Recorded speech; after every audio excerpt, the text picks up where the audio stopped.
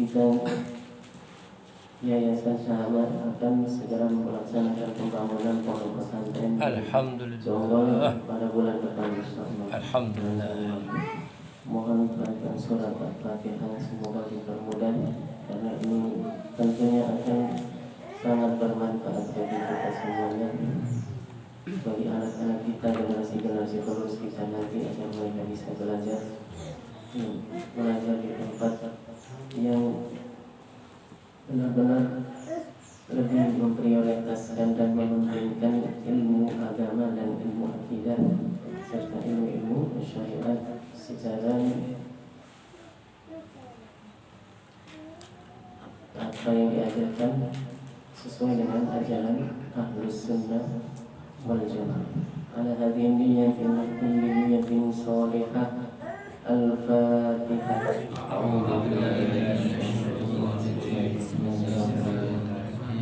Alhamdulillahi rabbil alamin arrahmanir rahim maliki yaumiddin iyyaka na'budu wa iyyaka nasta'in ihdinas siratal mustaqim siratal ladzina an'amta 'alaihim ghairil maghdubi 'alaihim waladdallin. Amin. Qala al-mu'allif rahimahullah babul ghusli wa hukmil junubi. Bab menjelaskan tentang mandi wajib atau mandi besar dan hukum orang yang junub. Isnadil muttasili ila al-imam Ibn Hajar al-Asqalani an Abi Sa'id al-Khudri radhiyallahu ta'ala anhu annahu qala Rasulullah sallallahu alaihi wasallam al-ma'u minal ma'i rawahu Muslim wa asluhu fil Bukhari. Dalam hadis ini Rasulullah sallallahu alaihi wasallam menjelaskan bahwasanya al-ma'u minal ma'. Al-ma' yang pertama adalah mandi, maksudnya adalah kewajiban mandi itu minal ma' sebab keluarnya air mani. Ma' yang kedua artinya air mani. Ma' yang pertama artinya air yang digunakan untuk bersuci dan mandi. Maksudnya kewajiban mandi itu disebabkan jika seseorang keluar mandi. Ini penyebab atau sebab pertama yang menyebabkan seseorang menjadi junub atau janabah. Sebab-sebab janabah diantaranya adalah karena keluar mandi. Keluar mandi karena mimpi misalnya, atau keluar mani karena suatu yang sebab yang lain. Itu semuanya hukumnya menjadikan seseorang menjadi junub, dan untuk bisa menghilangkan janabahnya, bersuci dari janabahnya itu adalah dengan cara mandi wajib. Wa an Abi Hurairah radhiyallahu anhu annahu qala Rasulullah sallallahu alaihi wasallam idza jalasa baina syu'abiha al-arba' thumma jahadaha faqad wajaba al-ghuslu muttafaqun alaihi wa zada Muslimun wa illam yunzil. Artinya idza jalasa, jika seorang laki-laki jalasa baina syu'abiha al-arba', duduk di antara anggota badan istrinya yang 4, kemudian melakukan jima, hubungan suami istri, faqad wajibal ghuslu, maka wajib hukumnya mandi. Ini adalah sebab yang kedua yang mewajibkan mandi atau menjadikan seseorang menjadi junub, yaitu akan melakukan jima atau hubungan suami istri. Batas seseorang itu dikatakan sudah melakukan jima adalah jika sudah masuk dari bagian zakar atau kemaluan laki-laki seukuran hasyafah atau kepala zakar. Kalau kurang dari itu maka belum dikatakan junub. Itu adalah batasnya. Wa an Ummi Salamah radhiyallahu anha anna Umma Sulaimin wa hiya imra'atu Abi Talhah qalat ya Rasulullah innallaha la yastahi minal haqq fa hal 'alal mar'ati al-ghusl idza ihtalat.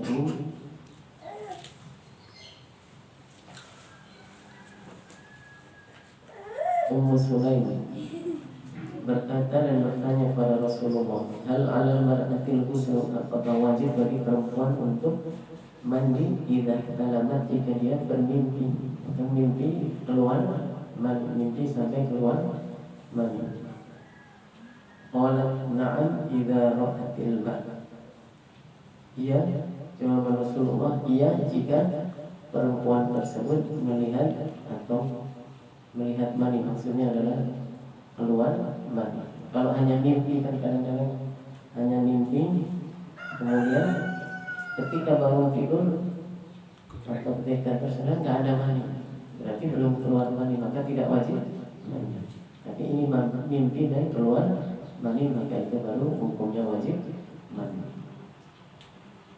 Ya, bahkan di sini yang bertanya perempuan, berarti itu juga bisa terjadi pada perempuan, tidak hanya laki-laki saja. Maka jika terjadi itu hukumnya wajib mandi.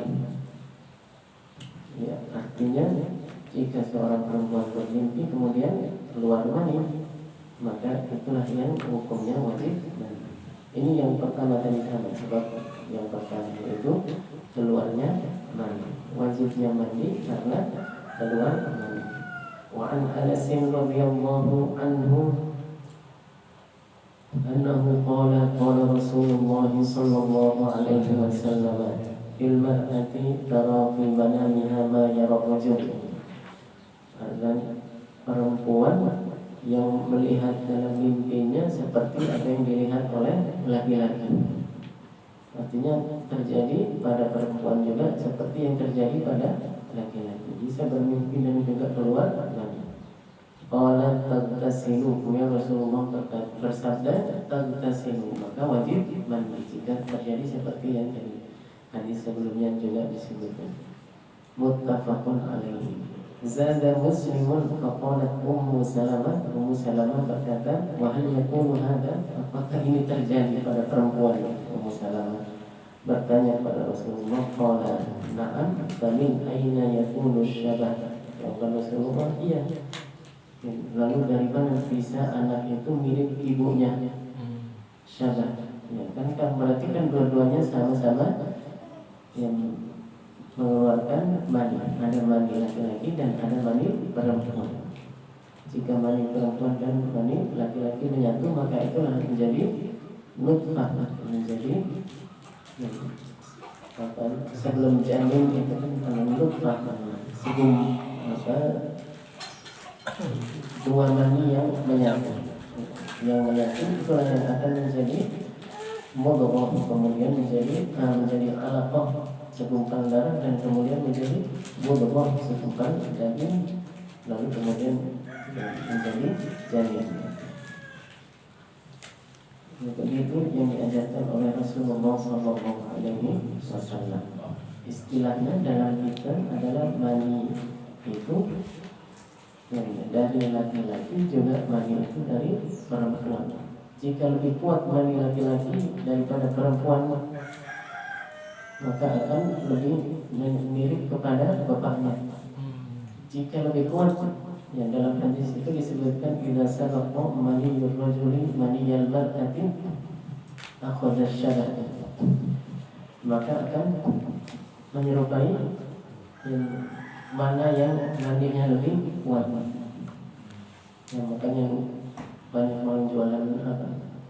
Madu.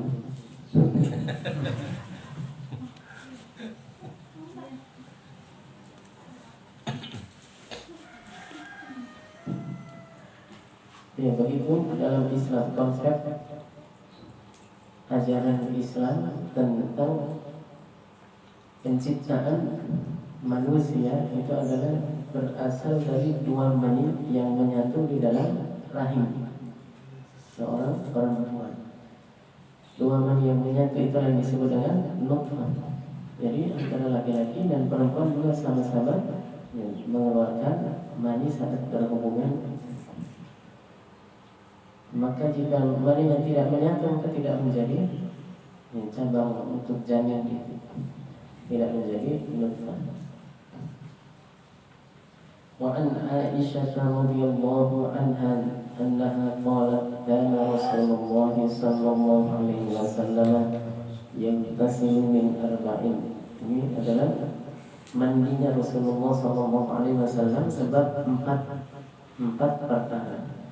Minal janabati, yang pertama minal janabah karena junub, maka hukum mandinya adalah wajib untuk melaksanakan sholat, wajib suci dari hadas besar dan hadas kecil, maka wajib mandi dari junub.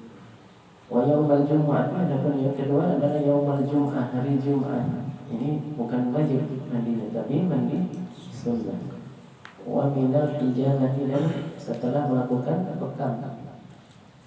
Ya, bukan mandi wajib juga, tapi mandi sunnah saja. Wa min ghuslil mayyit, dan setelah memandikan mayyit maka hukumnya juga sunnah, bukan wajib. Yang wajib cuma satu, mandi karena junub.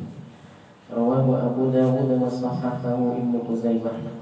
Wa an Abi Hurairah radhiyallahu anhu fi qissati Sumamah bin Uthal indama aslama. Ini menceritakan tentang Sumamah bin Uthal ketika masuk Islam. Wa amarahu Nabi sallallahu alaihi wasallam ayyatasila, kemudian Rasulullah memerintahkan kepada Sumamah ibnu Uthal untuk Sumamah bin Uthal untuk mandi ketika masuk Islam. Rawahu Abdul Razzaq wa asluhu muttafaqun alaihi. Maksudnya akan orang yang masuk Islam itu ada dua keadaan. Jika dia masuk Islam dan sebelum dia masuk Islam tidak pernah mengalami junub.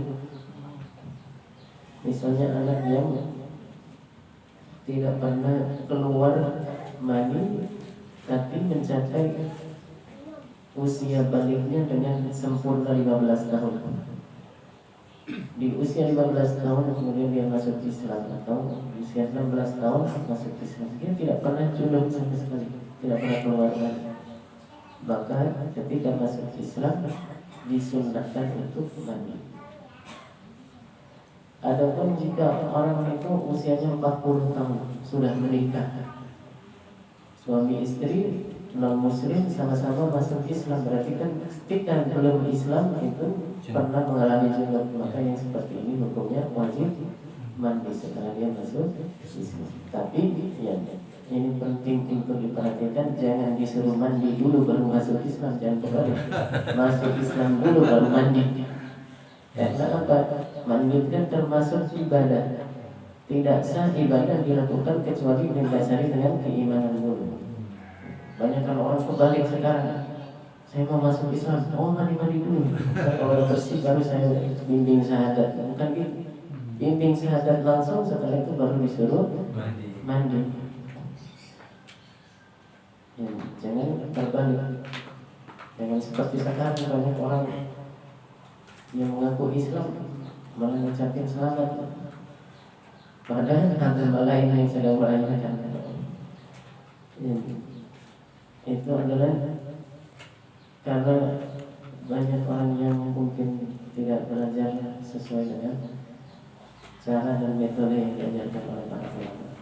Yang namanya kita beragama Islam, kita urus agama kita Islam, nggak usah sampai orang sebagian mereka sampai heran kenapa orang-orang itu malah mengucapkan selamat kita.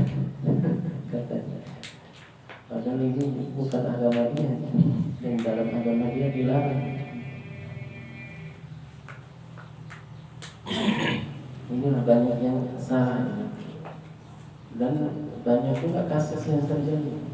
Saya pernah didatangi orang tetangga, kebetulan punya teman di sana, di Bekasi. Tetangga saya punya teman non muslim ingin masuk Islam, buru-buru ingin masuk Islam.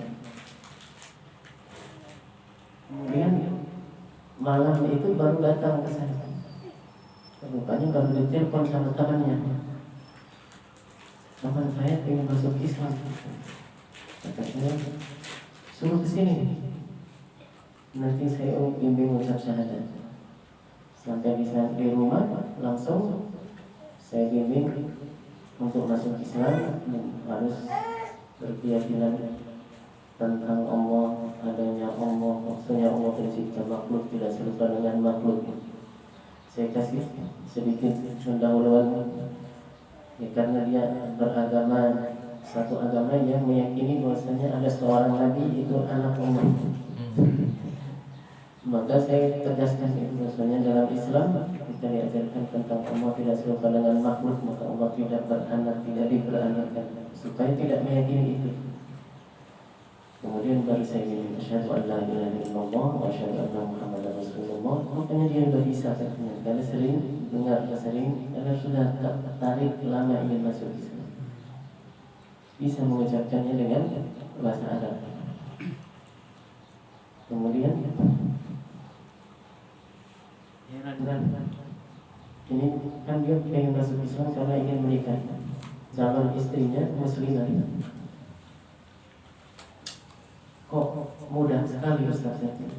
Tadi kita dari siang mencari orang yang mau mengislamkan ini, enggak ini. Kata ininya enggak dapat sampai datang ke satu masjid, di situ nemuin imamnya, kata imam, saya tidak bisa pergi ke orang lain aja katanya. Padahal untuk membuat orang masuk Islam itu cuma dibimbing mengucapkan 2 kalimat syahadat. Itu saja. Makanya kalau kita beramal dengan ilmu maka tidak akan susah. Insyaallah semuanya akan mudah. Suruh mengucap syahadat dulu, baru suruh mandi, bukan kembali sekarang. Udah siap-siap nanti sore habis asar. Sekarang mandi besar dulu, mandi. Bukannya disyahadatkan dulu, malah suruh mandi dulu. Syahadatkan dulu. Saya 2 kali kejadian. Yang kedua di sana di daerah Bekasi Utara. Ini harapan saya. Ada orang luar, tapi kerjanya di sini, kantornya di Jakarta, tapi dia tugasnya di Bali. Ingin menikah dengan salah satu karyawati di kantornya, pegawai di kantornya. Ini masuk Islam. Begitu juga kata orang-orang yang lain, biasanya di sana itu dipersulit, disuruh bikin surat ini, bikin surat ini. Kata saya, sini dulu masuk Islam dulu. Dia turun dari mobil, saya langsung suruh mengucapkan syahadat, 2 kalimat syahadat. Ya karena ini dia pakai bahasa Inggris itu, mengucapkan 2 kalimat syahadat. Setelah itu baru dinikahkan. Jangan diarak dulu ini. Dia datang langsung disuruh mengucap 2 kalimat syahadat. Ini sudah Islam, sudah terserah mau apa. Akhirnya dinikahkan oleh bapak guru. Begitu supaya yang kita tahu mana yang lebih didahulukan dan mana yang diakhirkan. Kalau kita belajar ilmunya, mana yang lebih diprioritaskan dan mana yang bisa ditunda. Ini adalah ajaran.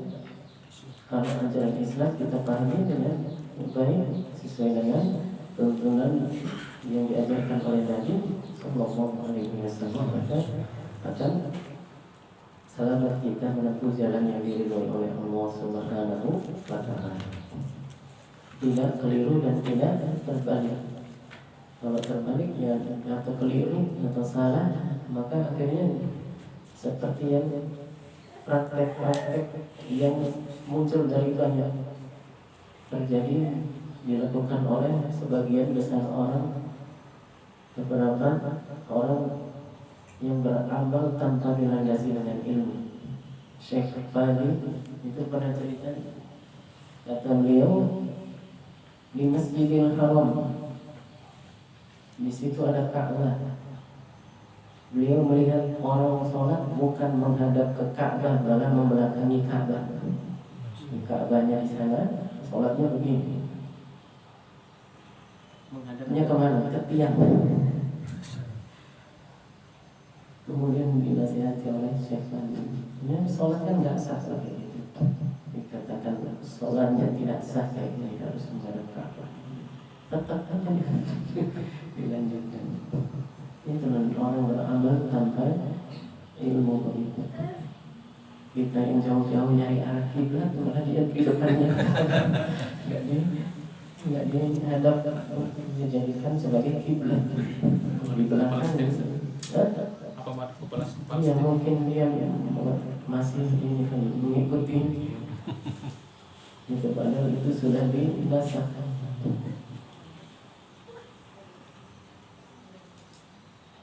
Ya, dan banyak sekali yang kejadian-kejadian aneh seperti itu karena orang beramal tanpa ilmu yang terjadi. Ada orang beramal tanpa ilmu, menyalahkan orang lain beramal dengan ilmu. Ini sering saya ceritakan. Ada orang sedang sholat di masjid di Jogja, di UGM, celananya di bawah mata kaki. Setelah selesai sholat ditegur oleh orang yang cingkrang itu, RCTI, orang dengan celana tinggi.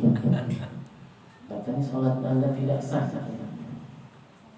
Kenapa kok tidak sah? Kan saya bilang, siapa Anda bisa mengatakan saya sholatnya tidak sah itu? Karena celananya di bawah mata kaki. Jadi itu tidak mengikuti sunnah. Yang tidak mengikuti sunnah berarti bukan bid'ah, gimana? Bukan muslim, tidak mengikuti ajaran Nabi. Sunnah Nabi tidak mengikuti ajaran Nabi. Sholatnya tidak sah sampai kayak gitu. Orang ini kan paham bahwasanya orang yang sholat itu kemudian pakaian bagian bawahnya itu lebih dari mata kaki, itu hukumnya makruh, tidak sampai menyebabkan batal sholat atau tidak sahnya sholat, hanya membatalkan pahalanya sebagian saja karena makruh hukumnya, tapi sholatnya tetap sah.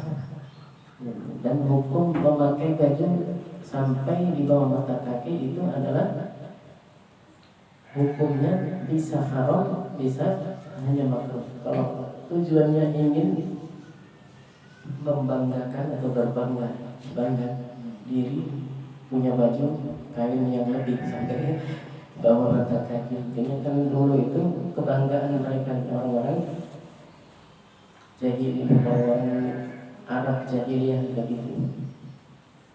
Ya, pakaiannya sampai di bawah mata kaki. Kalau itu menunjukkan orangnya ya, untuk kebanggaan diri, kesombongan. Maka ketika Rasulullah mengatakan hadis tersebut untuk melarang orang memakai sampai di bawah mata kaki, Sayyidina Abu Bakar sedang memakai bajunya di bawah sampai di bawah mata kaki. Lalu beliau mengatakan, apakah seperti ini yang kau maksud, wahai Rasulullah? Karena beliau kan orang kaya, Sayyidina Abu Bakar. Pakaiannya memang sudah seperti itu terbiasa. Tapi beliau memakai itu tidak tujuannya untuk seperti yang lain yang sombong. Kata Rasulullah tidak. Berarti kan ada perinciannya. Jika orang tidak memakai itu tujuannya untuk sombong, maka tidak sampai haram. Jika ditinggalkan lebih baik, artinya jika di atas mata kaki lebih baik.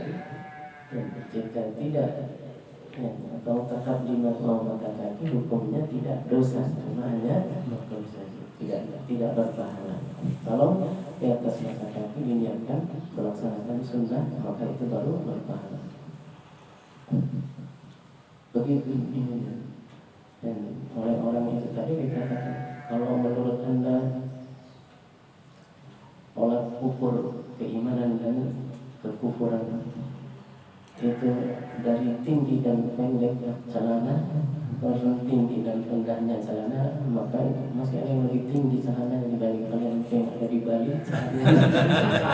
sampai di atas paha, di atas lutut. Ya, bukan ukuran tolak ukur iman dan Islam dan ukuran itu dengan itu. Ya, inilah karena beramal tanpa ilmu, baru mendengar, baru katanya bahkan mereka apa istilahnya baru hijrah bahasanya mereka kan berhijrah. Kemudian semua celana dipotong. Kenapa gak diajarkan akidah dulu? Tapi diajarkan apa? Suruh motong celana dulu. Mereka begitu. Saya pernah ketemu dengan seseorang yang sudah ikut-ikutan mereka selama 10 tahun, tapi kemudian sadar lagi.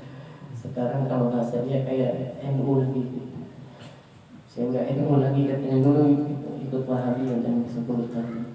Pertama kali dia ketemu dengan orang Wahabi itu, apa yang disuruh? Suruh potong celana. Jadi saya pulang ke rumah itu, istri saya heran, saya ambil celana saya bawa tukang jahit, saya potongin. Suruh potongin celana. Memang itu kalau ajarannya begitu. Ini adalah suatu hal yang patut kita waspadai. Jika kita diam, mereka akan semakin merajalela. Tapi jika kita bicara, maka mereka akan tidak menyebar pengaruh mereka. Inilah jihad yang bisa kita lakukan sekarang. Kalau banyak yang hanya ada jihad kita apa? Jihad dengan lisan, bukan jihad dengan senjata, tapi jihad dengan lisan. Dan dalam para ulama mengatakan al-jihadu jihadun bis-sinan wa jihadun bil-lisan. Jihad dengan lisan ini maksudnya menjelaskan tentang kebenaran, itulah menjelaskan khususnya tentang akidah. Banyak orang yang butuh tahu tentang akidah, orang-orang awam dan mereka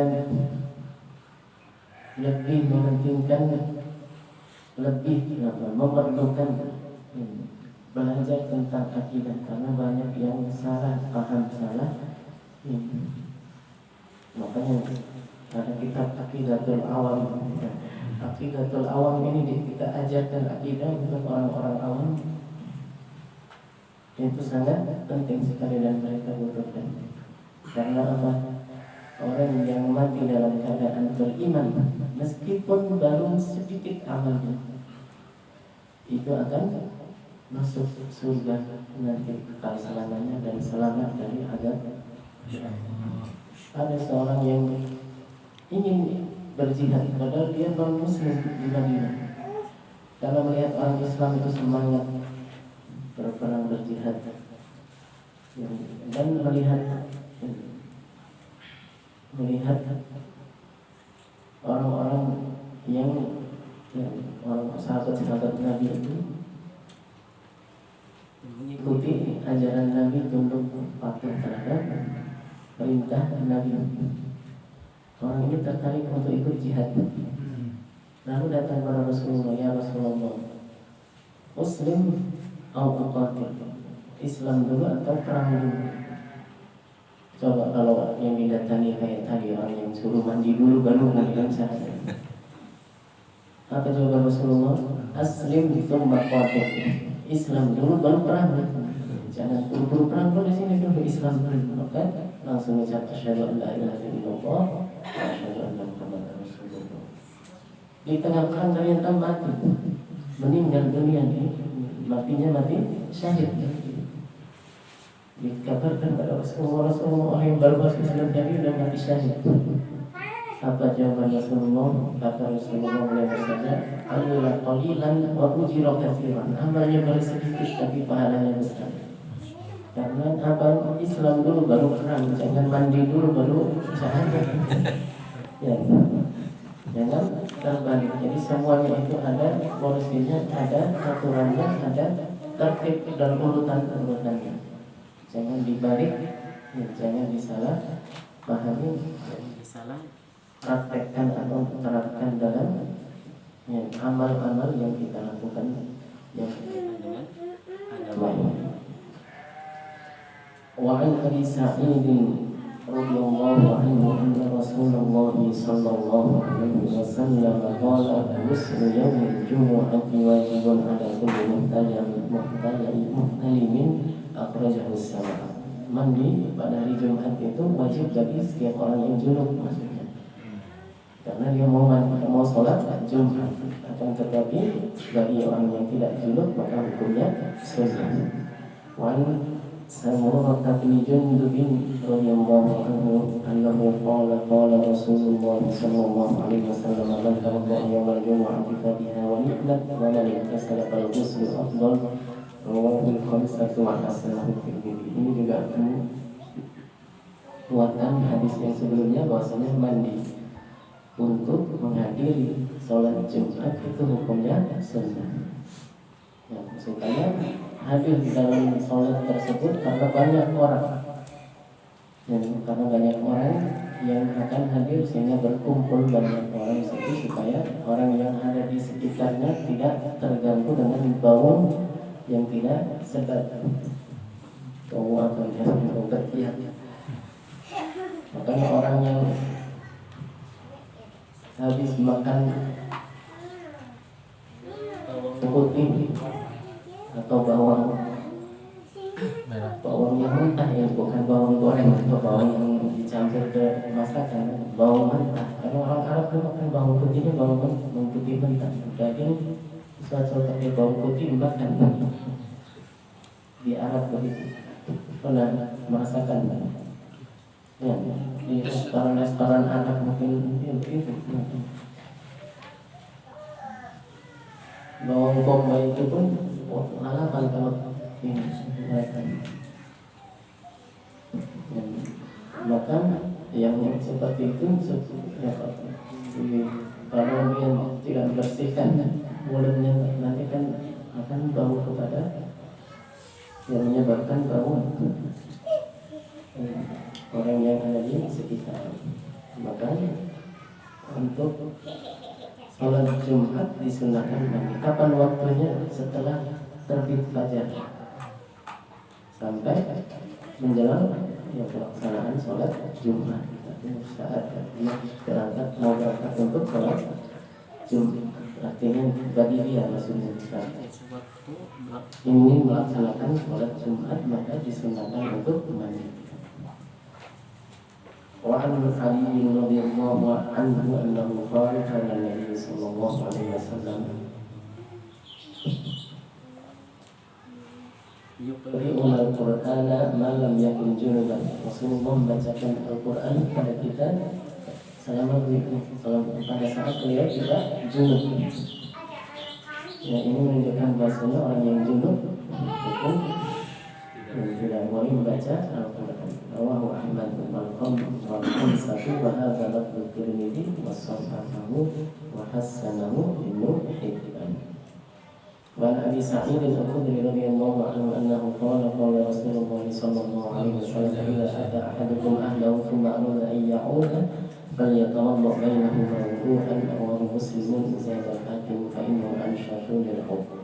Sunnah untuk berwudu jika seorang melakukan hubungan dengan istrinya, ingin melakukan hubungan lagi di sela antara kedua itu, dia sunnahnya untuk berwudu. Falyatawadda bainahuma wudu'an, berwudu di antara keduanya. Kalau sudah mau melaksanakan salat baru mandi, tapi ini masih melakukan kembali lagi melakukan hubungan lagi yang kedua, maka antara keduanya itu disunahkan untuk berwudu. Fa innahu anshatu lil-'udhu. Walil arba'ati an Aisyah radhiyallahu anha annaha qalat kana Rasulullah sallallahu alaihi wasallam wa huwa junubun yanamu wa huwa junubun min ghairi an yamassa ma'an aw ma'lul. Rasulullah sallallahu alaihi wasallam tidur dalam keadaan junub dan belum mandi. Yang seperti itu selama belum ingin melaksanakan sholat tidak apa-apa, boleh hukum. Bukan berarti setelah hubungan kemudian langsung wajib mandi. Ya, ada sebagian orang yang salah paham setelah hubungan langsung mandi. Seperti tadi juga kalau hubungan kemudian ingin hubungan lagi sunnah berwudu, tidak langsung mandi. Nanti ketika hendak melaksanakan sholat baru itu nak hukumnya. Wajibnya mandi itu karena wajibnya sholat dalam keadaan suci dari hadas. Seperti wudhu juga, wajibnya wudhu itu karena wajibnya sholat dalam keadaan suci dari hadas kecil. Wa an Aisyah radhiyallahu anha annaha qalat kana Rasulullah sallallahu alaihi wasallam idza tasala min al-janazati yabda'u fayaghsilu yadayhi. Beliau mulai dengan membasuh tangan kedua tangannya, kemudian beribu biyamihi ala shimali, kemudian menuangkan dengan tangan kanannya ke tangan kirinya, fayaghsilu farjahu, kemudian bersihkan farji atau kemaluan beliau. Jadi bersihkan kemaluan itu, diguyur, dibasuh dengan air dengan tangan kanan dan digosok dengan tangan kiri. Tsumma yatawaddahu, kemudian berwudu. Karena sunnahnya mandi adalah berwudu. Tsumma ya'khudhul ma'a fa yudkhilu asabi'ahu fi usuli sya'ri. Kemudian mengambil air, yudkhilu asabi'ahu fi usuli sya'ri. Yang sunnahnya dari atas terlebih dahulu. Air diambil dengan tangan, kemudian diratakan sampai ke pangkal tempat tumbuhnya rambut. Uyang-uyang. Ya, ini tempat tumbuhnya rambut ini di bagian dalam, tidak hanya di luarnya rambutnya, sampai ke kulit ini tempat tumbuhnya rambut ini. Summa hafala ala ra'sihi salatan, kemudian kedua tangannya beliau menyiramkan, mengambil air dan menyiramkan air ke kepala. Summa afadha ala sa'il jasadi, baru kemudian seluruh badannya yang lain. Maka yang lebih sunnahnya adalah yang afdal dari bagian atas dulu. Summa ghasala rijlaihi, baru kemudian yang terakhir kaki. Muttafaqun alaihi wa lafzi Muslim. ولهما من حديث ميمونة رضي الله عنها ثم أفرغ على فرجه وغسله بشماله ثم ضرب بها الأرض. Ada riwayat yang seperti itu. Wa fi riwayatin famasahaha bit-turab wa fi akhirih thumma ataituhu bil mindil faraddahu wa fihi wa ja'ala yanqudu al-ma'a bi yadihi. وعن أم سلمة رضي الله تعالى عنها أنها قالت قلت يا رسول الله إني امرأة أشد شعر رأسي. Dan Ummi Salamah ini bertanya pada Rasulullah, saya perempuan ini rambutnya diikat apa amfuduhu libisril janabah, apakah saya wajib melepas ikatan ini saat mandi junub? Wa fi riwayatin wal haidah, dan juga mandi untuk haid. Qala la innama yakfika an tahthi ala ra'sika ta'ata hasayan. Seandainya memungkinkan untuk masuk air, maka hukumnya tidak dilakukan. Tapi kalau tidak memungkinkan, kan setiap orang bisa merasakan, tidak memungkinkan air itu masuk sampai ke bagian dalam kulit tempat tumbuhnya rambut, karena terhalang oleh rambut yang terikat itu tadi, maka baru wajib hukumnya untuk diuraikan. Wa an Aisyah radhiyallahu anha annaha qalat qala Rasulullah sallallahu alaihi wasallam inni la uhibbul masjid li haidin wa la junubin, rawahu Abu Dawud wa Sahih. Rasulullah tidak ada, artinya tidak boleh masuk masjid orang yang haid dan orang yang junub. Wa anna radhiyallahu anha anna qalat kuntu tasilu anna wa Rasulullah sallallahu alaihi wasallam. Beliau menceritakan saya mandi bersama Rasulullah min ina'in wahidin, dari satu wadah air atau satu ember air. Takhtalifu aydina fihi min al-janabati, artinya bergantian mengambil airnya. Muttafaqun alaihi wa zalika min hibban taltaqi aydina, terkadang bersamaan mengambil airnya. Tapi dari hadis ini para ulama mengatakan boleh hukumnya memasukkan tangan ke dalam wadah, tidak harus dituangkan, tapi boleh untuk meraup air seperti misalkan tangan ini jadi gayung. Tujuannya untuk seperti itu hukumnya boleh selama tidak ada najis di kedua tangannya. Kalau ada najisnya jangan dimasukkan langsung. Ya, kalau air tangannya ada najisnya maka tidak boleh. Kalau hanya sekedar junub saja maka boleh memasukkan air ke situ. Selama tidak diniatkan untuk membasuh tangan.